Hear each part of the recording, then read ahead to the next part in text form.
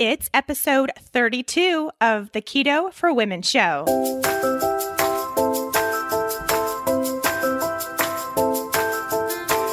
You're listening to the Keto for Women show, and I'm your host and nutritionist, Shawn Miner. This show is designed to empower women to find their own expression of the keto diet to maximize their health and happiness. Now let's get started with today's episode.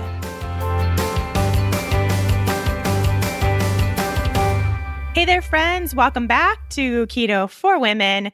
Thank you for joining me. As always, happy to have you here and happy to have my voice back this week. I did have a little bit of a bug and it robbed me of my voice for a few days, which is a little alarming when you podcast because I was nervous I wasn't going to get it back in time to record some episodes. But no worries. And that's one thing I did want to bring up quickly is last time I was sick while I was ketogenic, someone asked me, I thought you weren't supposed to get sick when you are keto.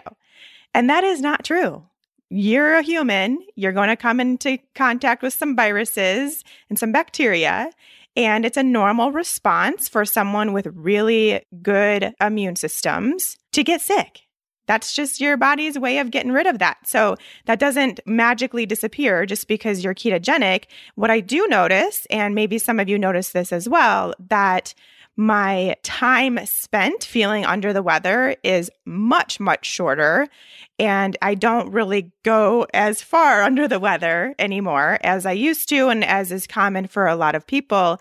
For instance, this particular bug lasted about 3 days where I think it's quite normal, especially this time of year and what's going around, for people to be under the weather for 2-ish weeks even. And so it did get through my system very quickly. My immune system worked it out, and I was never really fully down and out. Went on my walks. I still worked. I just kind of took it easy as far as other workouts and made sure I had plenty of time to rest. And got right back up in a few days. So that was exciting, and I do really credit my lifestyle to that being what it was and not being worse. Not to say that if you do come down with something worse, that keto isn't working for you or anything like that, but it may just be something you notice where things aren't lingering around as long or making you feel as bad as they used to, perhaps.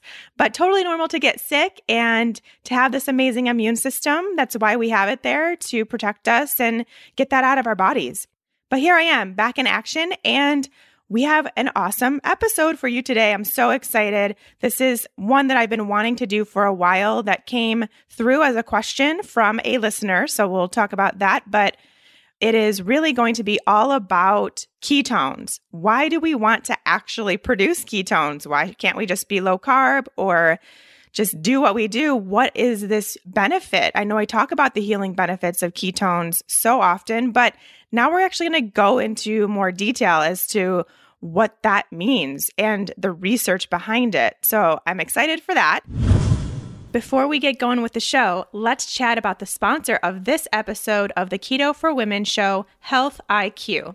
Health IQ is an insurance company that helps health-conscious people like runners, cyclists, weightlifters, and healthy eaters get lower rates on their life insurance. Health IQ can save their customers up to 33% because they have found scientific proof showing physically active people have a 56% lower risk of heart disease, 20% lower risk of cancer, and a 58% lower risk of diabetes compared to people who are inactive. Like saving money on your car insurance for being a good driver, Health IQ saves you money on your life insurance for living a health-conscious lifestyle. I've partnered with Health IQ because I'm a huge fan of their philosophy on recognizing those that take their health seriously, like us Keto for Womeners, and rewarding us for doing so by saving us money on our life insurance rates. Head to healthiq.com/keto to see if you qualify and to support the show. There, you will take a quick lifestyle quiz, which will determine your potential savings. That's healthiq.com/keto to learn more. Before we get started, let's get into some quick announcements. Last week, I mentioned my newest course, The Good Gut Project. It is the final week to be able to register for that. As of right now, when I'm recording this episode, there's very few spots left. I want to say 2 or 3 spots left in the course, so may already be closed by the time you're hearing this. But if not, if you're interested, worth it to at least go check out and see if the enrollment is still going on.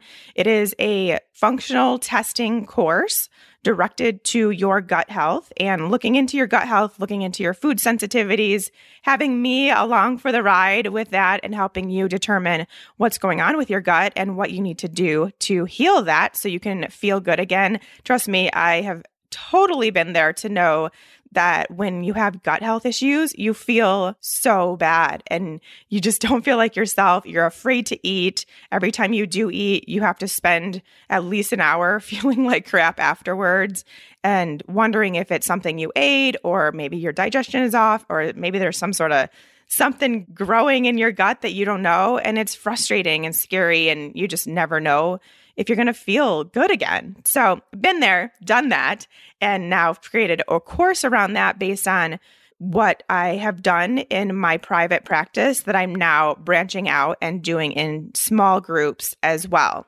Which leads me to my next point, and that is that I am no longer working with people one-on-one in a private setting.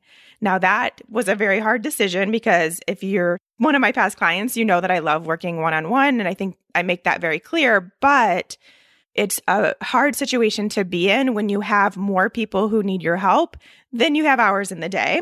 And so I had to kind of realize that and make the adjustments to my practice to help more people at one time. And this is why I have the Fat Burning Female Project, of course, helping women get into ketosis safely. That's why I have the Happy Hormones Project, which is helping women balance out their hormones and find out why they are having some hormonal issues.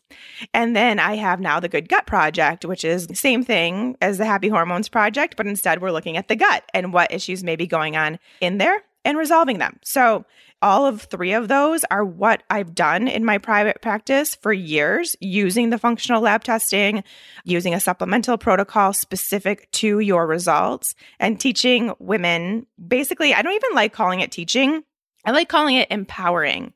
I want to empower you to get your health back and take your health in your own hands and get back to feeling really good again. And I can do that by empowering you to find out the information about your body, do the work that needs to be done, and learn more about what's going on for you.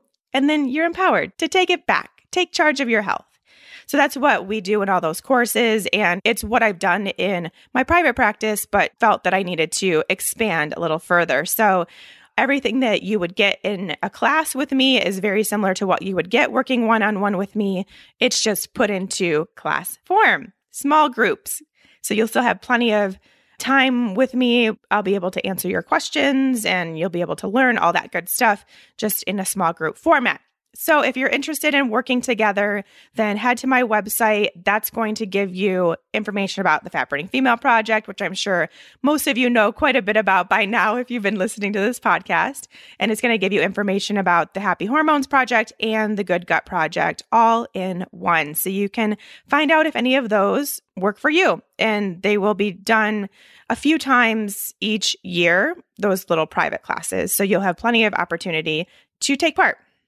Okay, moving on. I did want to mention a really, really awesome deal for you guys. I don't know if I've mentioned ButcherBox before on this show. It's a company that I am obsessed with. And the reason why, and I talk about this a lot in this podcast, is how important the quality of your meats need to be. Well, the quality of all your foods, but specifically we're talking about meat right now. And a lot of the meat that you're getting at the grocery store, honestly, even if it says grass-fed, pasture-raised, those aren't super regulated terms. So they can kind of say what they want.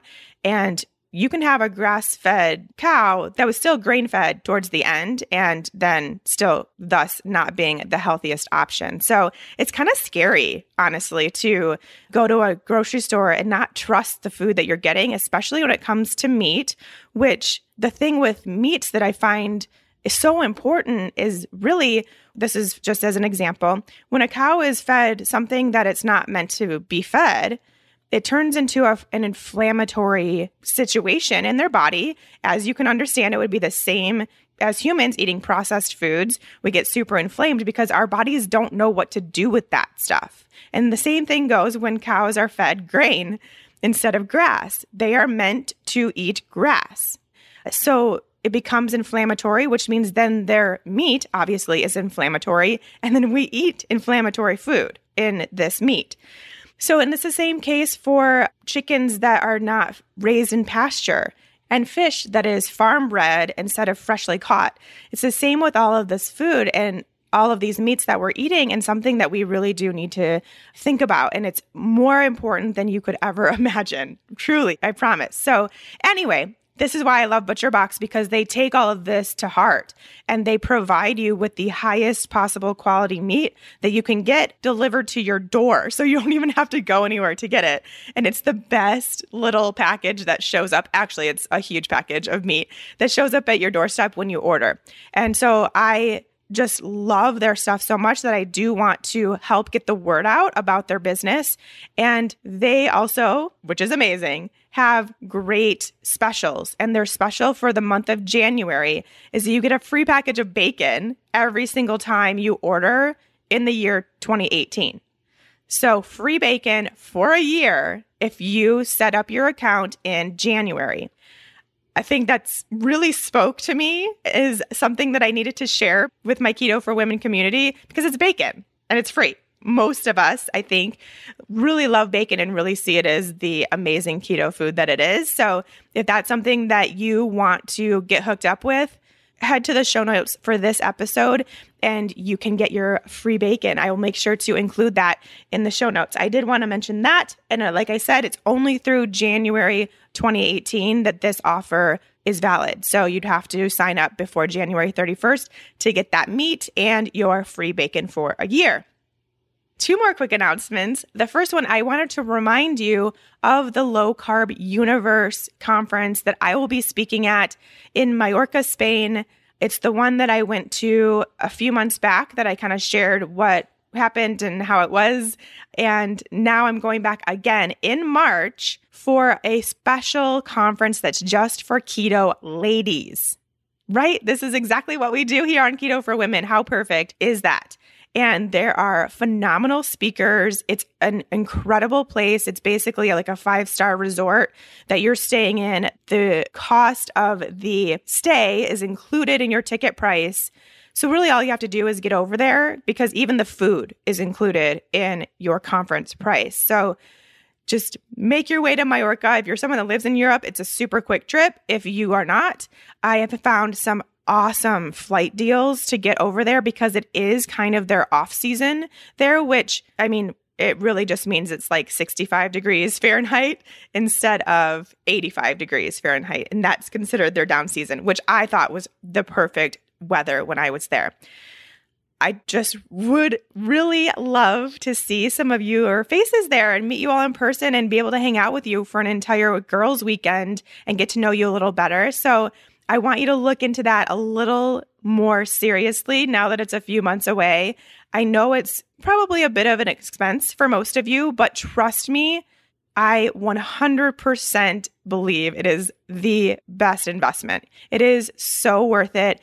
I don't know if any of you have been to conferences before, but just the info that you learn and the connections you make and the experiences and the memories and just being in a group of women, which will be the case in this conference, that have the same mentality as you and believe the same things, and just mindset and everything is like no other experience. So I really would love to see you all there. I'm just wanted to put it out there because all of a sudden it became like a few months away where people actually need to make their plans if they're going to go. So check it out and seriously consider it. It is well worth it. I promise.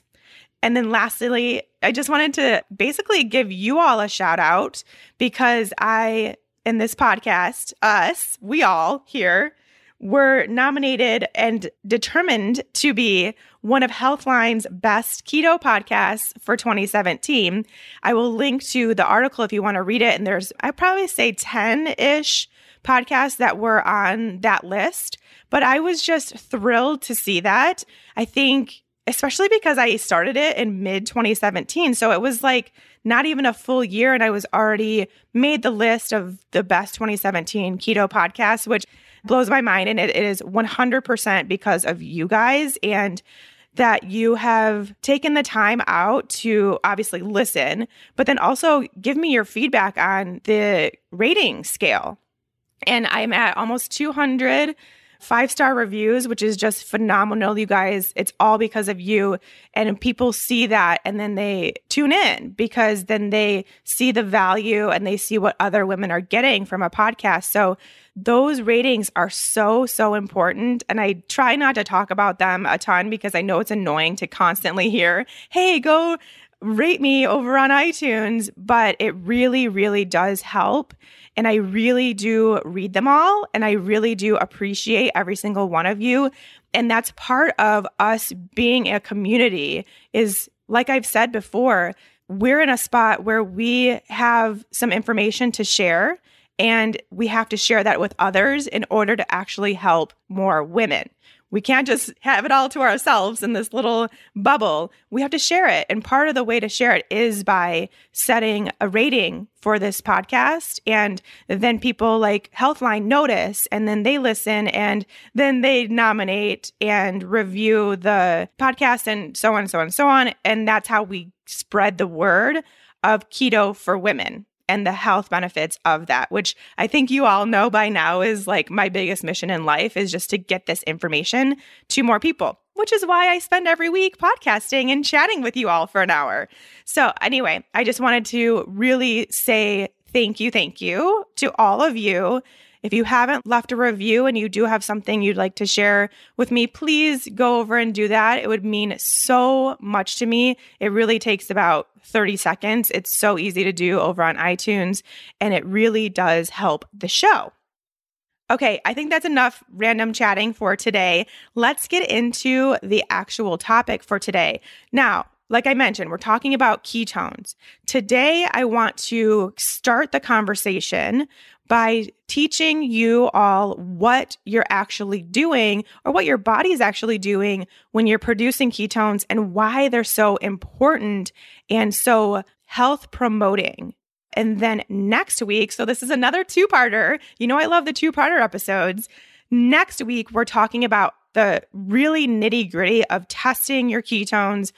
When, how, what to do, should you use breath and blood, the difference between breath and blood, because I have been doing a little experiment myself with both, and kind of some of the things that can happen, the false readings, or if you're too low, if you're too high, what they all mean, because it is very confusing. It's one of the most confusing things about ketosis and a ketogenic diet is the testing, because you don't know what your body's telling you when you test. So we're going to go over all that next week. This week, let's focus on what's actually going on in there.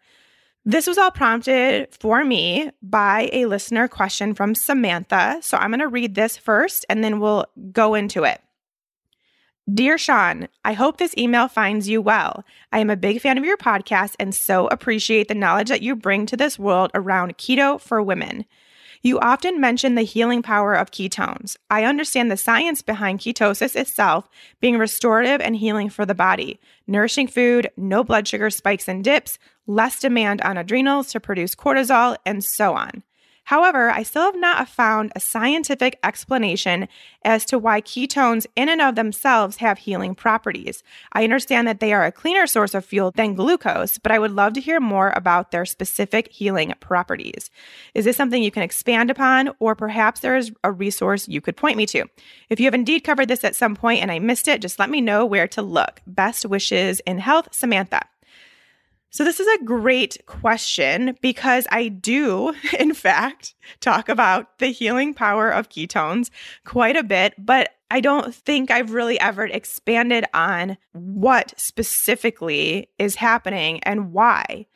And there's so much research out there on this topic, and it's very exciting to see because even day by day, there's more and more research coming out about what ketones in the body are actually doing and what their healing properties are. So I think it's an easy thing for people to just be kind of spewing this information off. So I do want you to know, and same thing goes for me, but then probably all the other people that you might be listening to in the ketogenic space. When we talk about these things that are going on when you're in ketosis, it really truly does come from actual science. We're not just all making this stuff up and claiming all this stuff works without actually seeing the evidence behind it. So that's the first thing. And I do want you to know that obviously, I think we all know this by now, not the most sciencey person out there. I really do try to explain it in layman's terms, but just in a way, because for me, I can definitely read scientific reviews and articles and do the research, but then I like to, for my own self, kind of put it into words that make sense to me and hopefully make more sense to you. So that's what I've done in this episode is I did the research. I will link to some of the articles that I read, not all of them because I was all over the place. I kind of got into the weeds a little bit when I was researching for this episode and started just pulling up all kinds of articles and forgot to copy and paste all of the links. So, but I do have a few if you're interested. Basically, all I want to do is show that there is this information out there. It's not made up by all of us. All of us keto promoters aren't just out there randomly spewing information that isn't actually true. So that's kind of what I just wanted to clarify first before we get into this. I think I have like 10 to 12 things that ketones in the body will do for you. And I know Samantha kind of wanted to know the science behind why ketones work. And hopefully this will clarify that a bit. So there are 3 different ketone bodies at work here, and they have a specific role. They have we'll go over 10-ish specific roles. I'm going to call it 10 because I think a lot of them kind of marry into one another. So it'll be around 10. But just really quickly before we get into those top 10, and I do say top 10 because I believe there are probably even more things that maybe research hasn't even found that ketone bodies can do for us. But these are kind of the top 10, the biggies when it comes, at least in my opinion, to what ketones are doing in your body. But before we get into that, let's talk about what is actually happening. So I think most of you know, but it's always good to get a reminder that ketosis is what happens when your body has an absence of glucose. So obviously, if we are not eating carbohydrates, sugar, we're going to have a lower level of glucose to the point where eventually we're on these low carb, high fat diets. Eventually, your body has to come up with another way to produce energy. And we have another way. And it's a really awesome, good, clean way to produce energy, and that is ketosis. So these 2 things, whether you produce energy through glucose or you produce energy through ketones, they're metabolic pathways. That's all they are. So they're ways for your body to take resources that it has available to it and make energy. If you have sugar or carbohydrates in your diet, that's going to be converted into glucose in your body, and then you have that as an energy source. If you don't, then you have fat, both dietary fat and fat on your body that is converted into fatty acids, and then those fatty acids are converted into ketones in the liver. So I think one of the biggest obstacles within the ketogenic space and the anti-keto people is to say that ketone production isn't a normal process to your body. And that's not true. That's like a huge, huge misconception, because if that weren't the case, then why do we even have this as an option? Why is this even present in our body?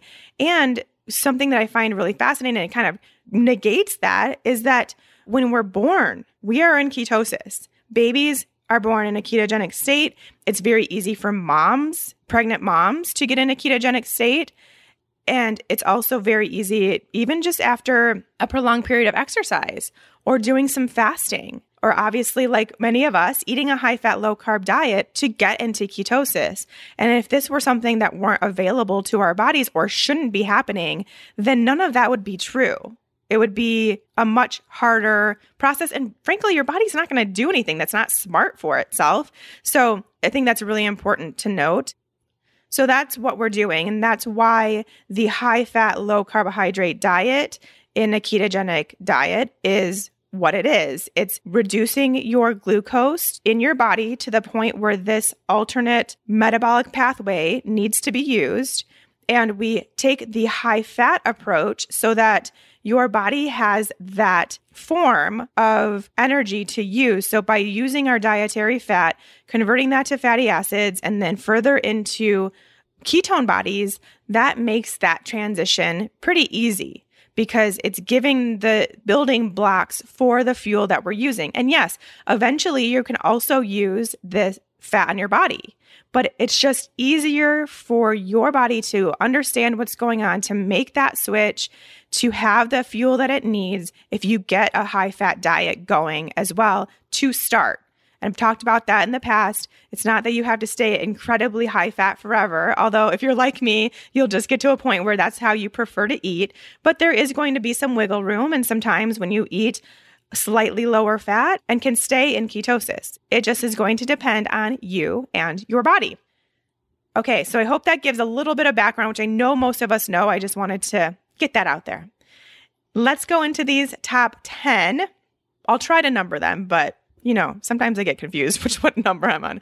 So number 1, it is the preferred fuel source for the brain. Again, studies upon studies upon studies. This is probably the most studied part of a ketogenic diet for the brain health purposes. There's lots of studies. Initially, the whole reason the ketogenic diet came about was for epilepsy. So there's been a lot of studies there. There's been studies showing really good improvements in Parkinson's disease. A 43% improvement was shown in one particular study, which I think is phenomenal. There's emerging science coming out about Alzheimer's, which we now consider to be type 3 diabetes. And that's because in Alzheimer's, there's a glucose buildup in the brain, and that causes this damage to the brain. The brain cells starve and they die because they can't utilize that energy source, which is glucose, at a sufficient rate, so they just die. Whereas if we can change that metabolic use, if we can use ketones in that brain of an Alzheimer's patient instead, then they can suddenly see this reversal because those brain cells are not starving anymore and they can kind of repair themselves. And that's really what can happen in all of us. So yes, these are very specific, really serious diseases of the brain.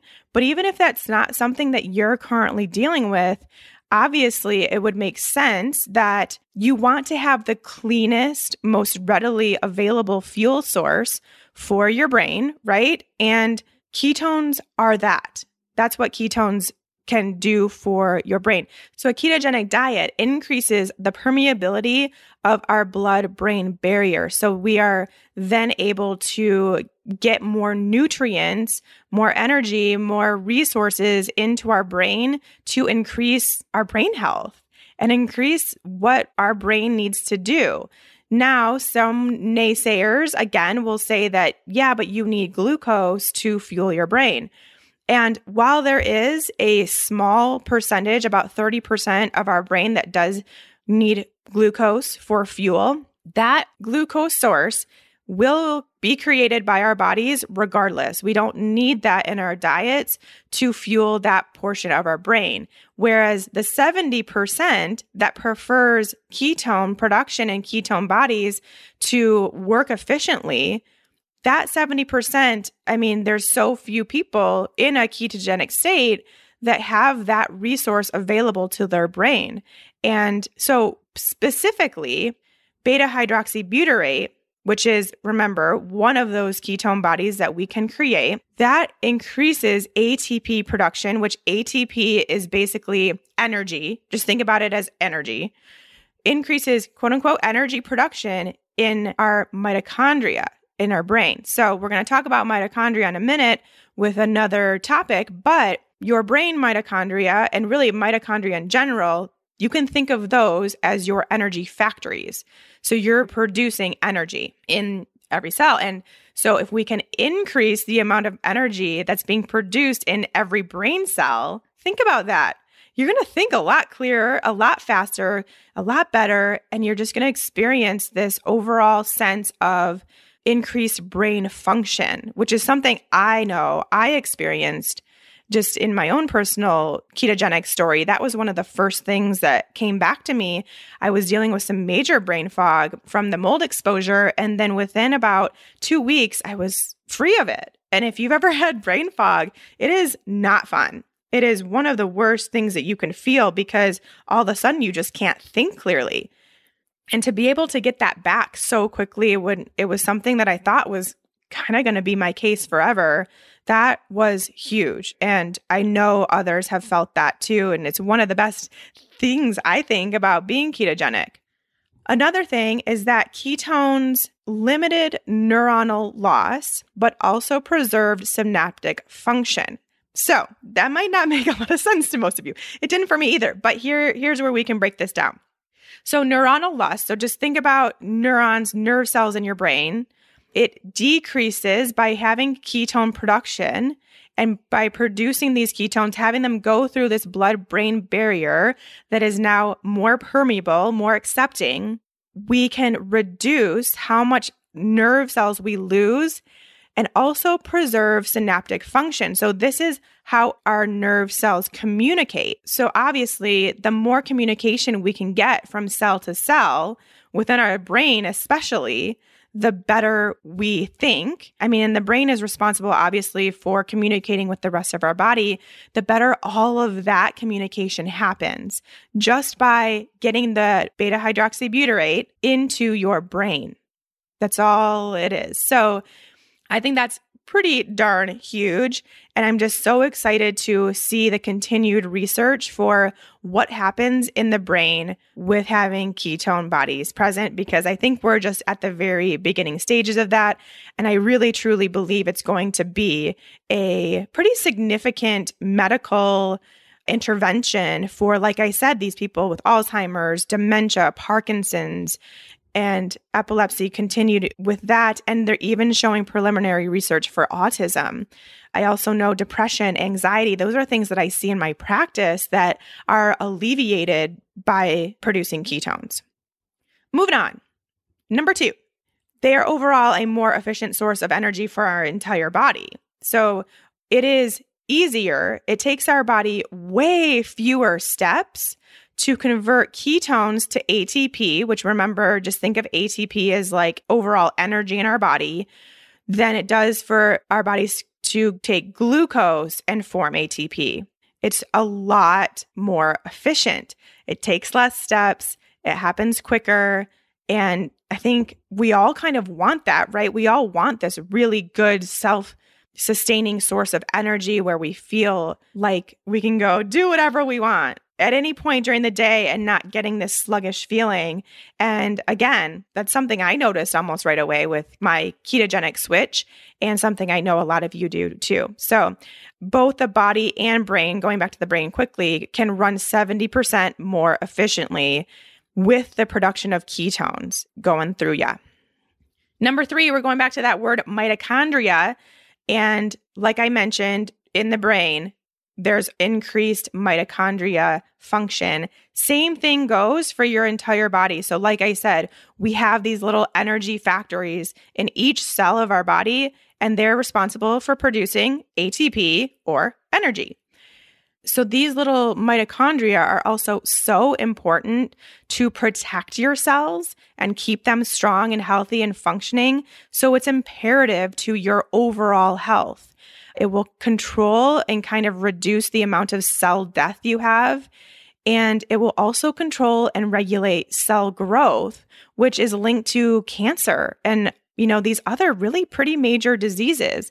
So if we have these really strong mitochondria and great mitochondrial function, we are protecting our cells in a very real way that, again, may not be something that you're really super concerned about, just live in your everyday life, but we should be, because that's what is going to protect you from future disease.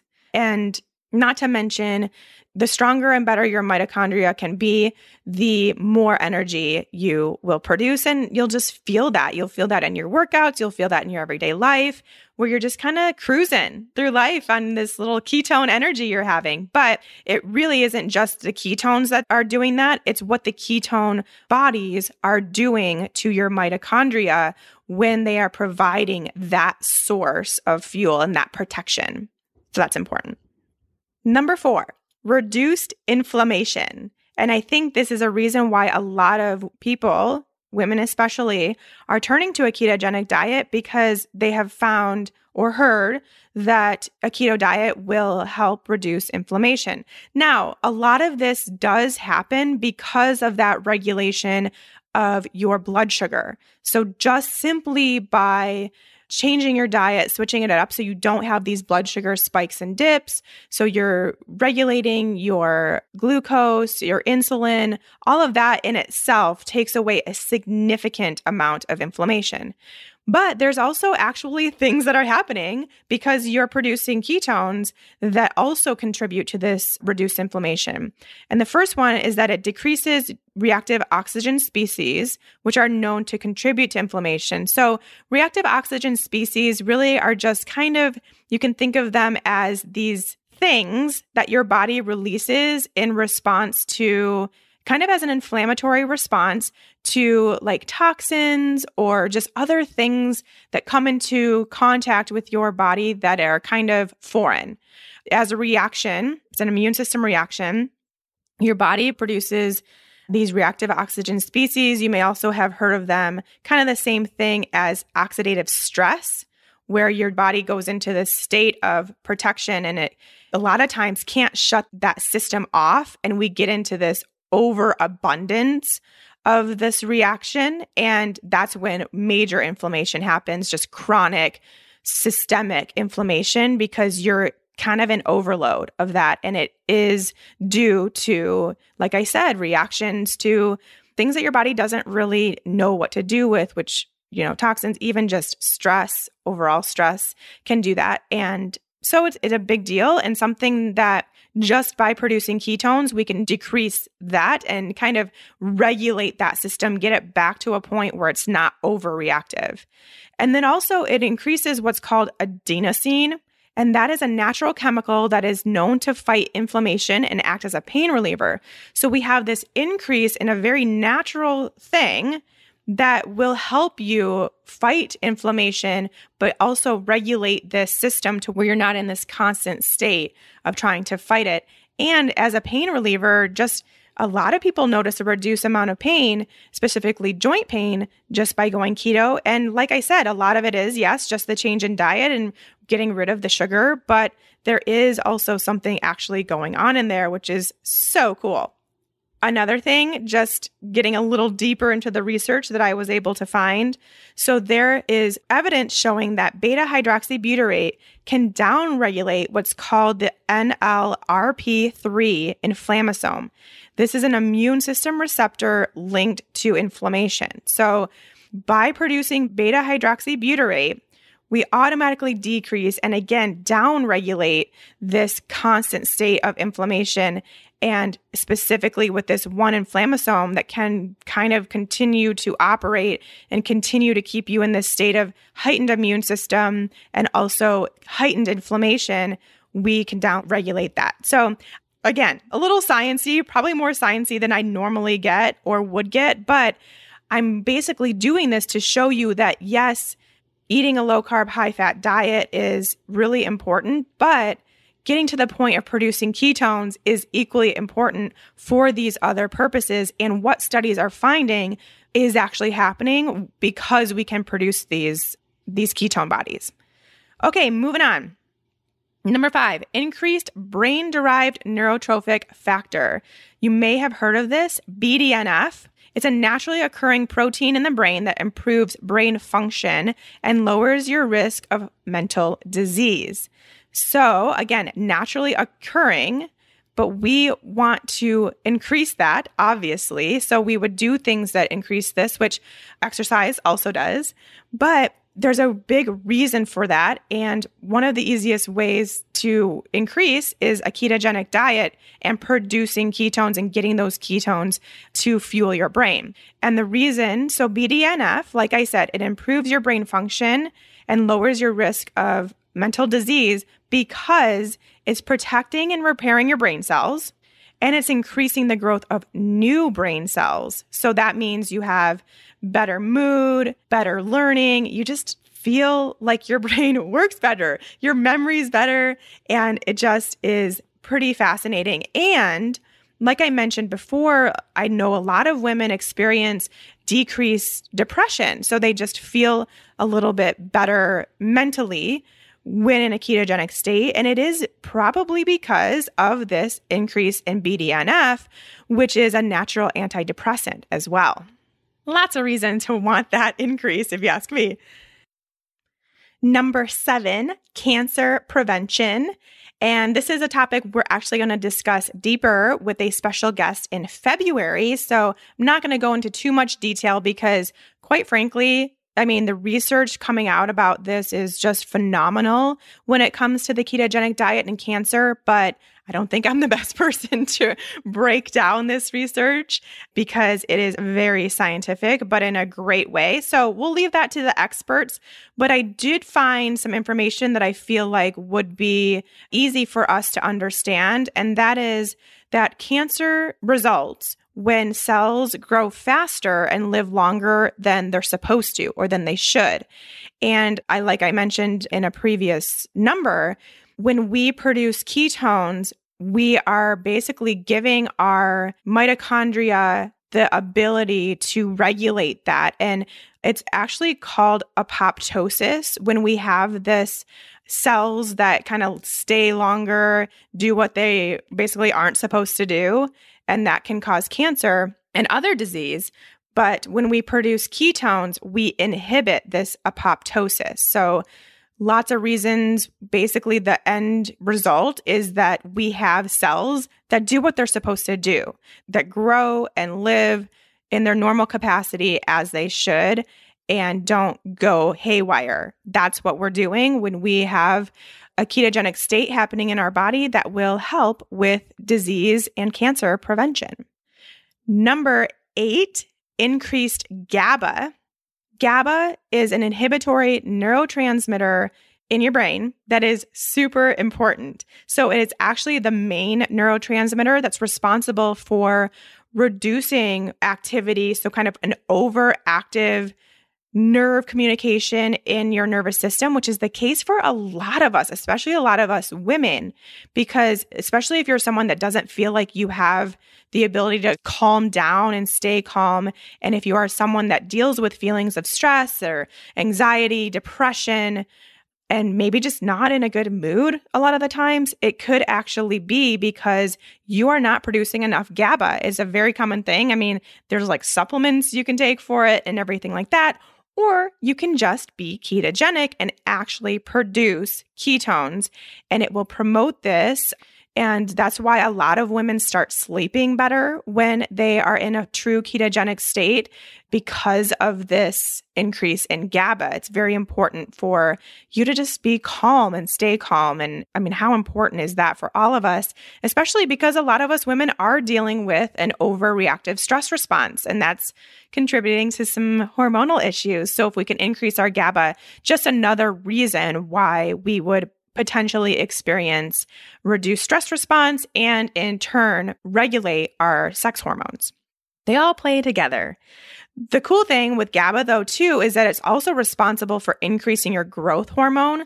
And our growth hormone, obviously you can kind of understand, promotes muscle growth. And that's really important in all of us women, but particularly any of us that are potentially aging, which I guess we all are. But if we're getting to a point where it becomes harder to maintain muscle, we can kind of bypass that by being in a ketogenic state, which is pretty amazing. Okay, moving on. This is number 9, I think. I think we're going to have more than 10. That's okay. I thought that we didn't, but here we are, and we have quite a little bit of a list to go still, but these will all be really quick ones and ones I think are pretty easy to understand. We'll just kind of blow through them so that you know. It regulates your insulin and blood sugar levels, which we know a ketogenic diet does that. That's one of the main reasons why we experience such health benefits by adopting a low-carb, high-fat diet. But even just producing the ketones will get you into that really nice, like I like to call it, baby roller coaster of your blood sugar levels instead of a typical roller coaster where we're all over the place with highs and lows and dips and swings, and we don't want that. So yes, of course, it is the dietary change that is doing that, but it also is the production of ketones. It's not just that dietary change. Number 10, it's appetite regulating. So again, I know this is something that a lot of us experience, and we think it's because of the satiety of the fat and, the food that you're eating is very appetite suppressing for sure, but it does also actually have to do with the production of ketones and what that does for our appetite hormones. So the leptin and ghrelin. And this was my initial reason for going ketogenic in the first place, is because I had leptin resistance because of the inflammation that being exposed to toxic mold caused in my brain. And I knew that it really worked to heal leptin resistance. And so that was my initial reason, and it definitely worked, which was so nice to feel. If you're someone who has leptin resistance, you just feel hungry all the time. And even if you've just eaten a huge meal, your body is still telling you you're hungry, even though you know you're not. And it's frustrating. It's weird. It's a crazy feeling. And to not experience that anymore is pretty amazing for me. But the presence of the ketone bodies are providing a signal that inhibits the production of these hunger hormones, or really just regulates them. So it's going to help with the signaling to get your ghrelin, which is that one that we feel when we are hungry, to get that regulated so that you know when you're hungry and you know when it's time to eat. But then your leptin will also signal after that meal, and you'll feel satisfied. You'll feel full. You'll know when to stop eating. And the regulation of that is what's so important. So when we have this ghrelin that's over signaling, then we constantly feel hungry, or the same thing in leptin resistance, where your body isn't getting that leptin signal to feel full or satisfied. So we are able to kind of do both, or we'll be able to get all that signaling back on track. And the ketone presence will do that, in addition to, of course, the change in diet. Next one, number 11, improved cardiovascular markers. So again, the diet change is very much at play here. Actually getting into a low-carb, high-fat diet is huge, but also the production of ketones, having ketones present in your body, has been shown in study after study to increase your HDL, which we're going to talk about in a few weeks, is not necessarily the good cholesterol, but it is an important one, and one that we do want to have a good steady amount of.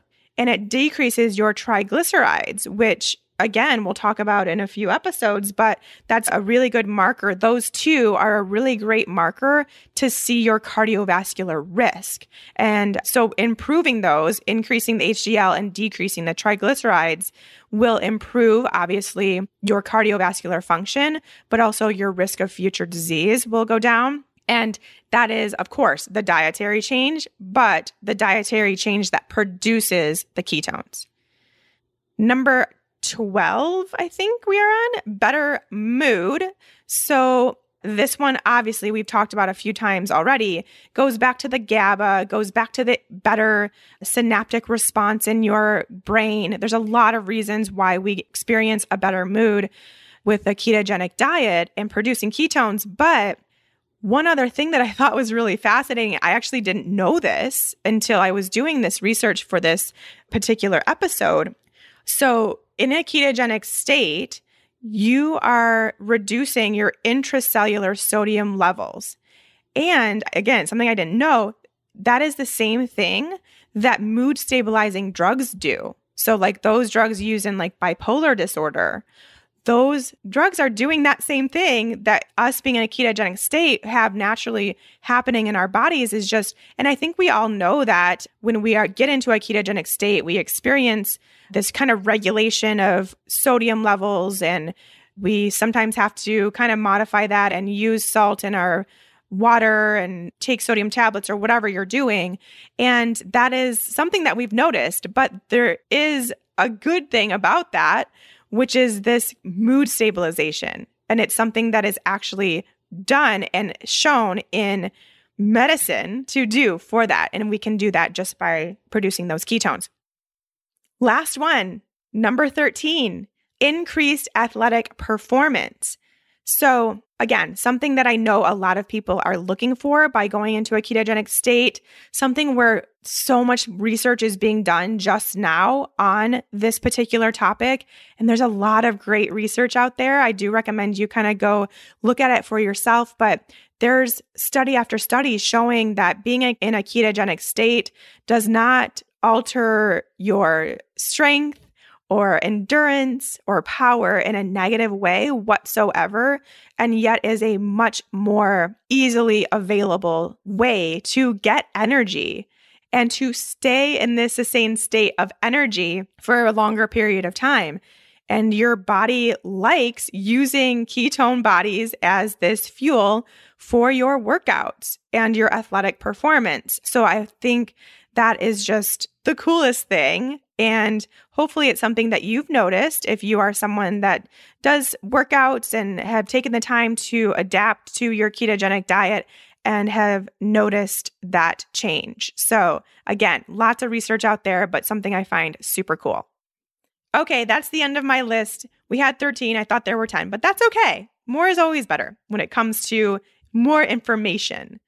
Now, I know everyone that's listening is already kind of tapped in to the ketogenic diet and understands what we're doing and why we're doing it. But I think it's always so nice to continue to be able to go back to the reasons why you're doing it, what you're trying to achieve, these longer term aspects of producing ketones and how they're going to affect your health 10, 20, 30, 40 years down the road. It's just so nice to get that reassurance sometimes and get reminded why you're doing what you're doing, and that maybe you do want to really, truly try to go to the next step and maybe not just be low carb, but be ketogenic because of these extra benefits that come by actually producing ketones. I hope I at least somewhat answered Samantha's question. Really, I just used that as a catalyst to give you all this list of all the reasons why we're doing what we're doing here on Keto for Women, and why hopefully you're feeling some of those things. What's actually happening in there? And like I mentioned, I do encourage you to go and look at some of this research and do some for yourself. And if you know someone that could use some of these health benefits that we talked about today, it's time to get them on the train. Find something that they will respond to, whether it's this podcast episode, whether it's they need actual scientific data. Go find that for them and prove to them that there is a reason why we can be in a ketogenic state and experience some significant improvements. Before we move on to what's coming to Keto for Women in the next few weeks, a quick reminder to check out this episode's sponsor, Health IQ, the company that brings life insurance savings to the health conscious. Head to healthiq.com/keto to take your lifestyle quiz and see if you qualify for a lower rate. That's healthiq.com/keto. All right, let's chat about what's coming up the next few weeks. Like I mentioned, next week we're talking about, now that we know we want to be producing ketones, what does it look like when we're testing? Why are we not getting the numbers we want? Should we be using breath or blood? all that good stuff next week. And then after that, we have Dr. Trudy Deacon coming on Keto for Women to talk about all things cholesterol, insulin, types of fats we should be eating. Oh gosh, it's such a good one. I'm so excited for y'all to listen to her and really get all this good, juicy details and ways that we can fully understand and share with our friends and family. That's what's coming up in the next few weeks on Keto for Women. I hope you will join me for those episodes and have a great week. Until then, bye.